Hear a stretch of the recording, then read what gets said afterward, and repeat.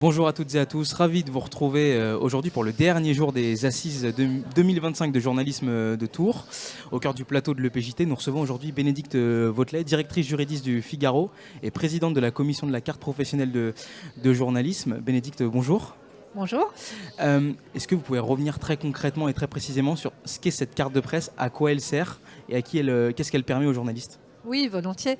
Donc la commission de la carte de presse des journalistes professionnels, c'est une commission totalement indépendante, créée par une loi de 1935, donc qui fête, on peut y revenir, c'est 90 ans cette année, et dont la mission exclusive, finalement, c'est de délivrer des cartes de presse chaque année aux journalistes.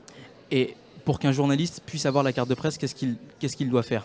Qu'est-ce Alors, qu'il doit réunir comme alors, condition, comme spécificité ? Absolument. Il doit prouver qu'il est journaliste de manière professionnelle, c'est-à-dire qu'il fait ça à titre professionnel, c'est-à-dire qu'il y consacre la majorité de son temps et qu'il en tire le principal de ses revenus. Et qu'il fait ça pour un organe de presse ou pour une agence de presse. Et qu'est-ce qu'elle permet, cette carte de presse, aux journalistes ? Il y a des avantages Alors, la carte de presse, c'est avant tout un outil de travail. Donc, c'est un outil, c'est un sésame, souvent pour entrer dans les conférences de presse, pour assister aux matchs, voilà, principalement, et dans les manifestations également, pour protéger le journaliste, pour montrer sa carte de presse. Ça va être aussi très utile pour assurer le secret des sources.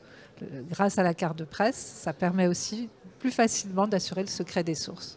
Alors, en dehors de certains avantages auxquels vous faites sûrement allusion, mais qui sont secondaires pour moi. Ici, là, au cœur des assises du journalisme, il y a pas mal de créateurs de contenu aujourd'hui. Et donc, il y avait notamment Gaspard Jay.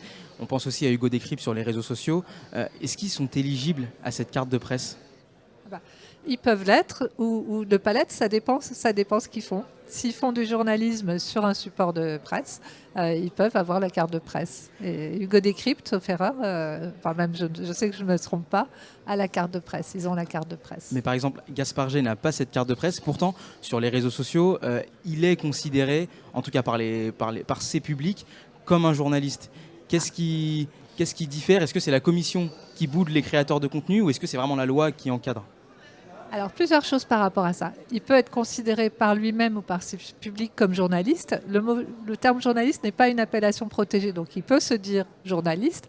Maintenant, je ne vais pas forcément lui donner une carte de presse et donc le considérer comme journaliste professionnel. Mais il peut se considérer comme journaliste. Il n'aura pas forcément de carte de presse. Très bien. Merci beaucoup Bénédicte Vautelet d'avoir été avec nous aujourd'hui. Le suivi des assises de journalisme 2025 continue sur le site de l'EPJT, sur la chaîne YouTube également de Magasin et sur le site factoscope.fr. À bientôt. Merci.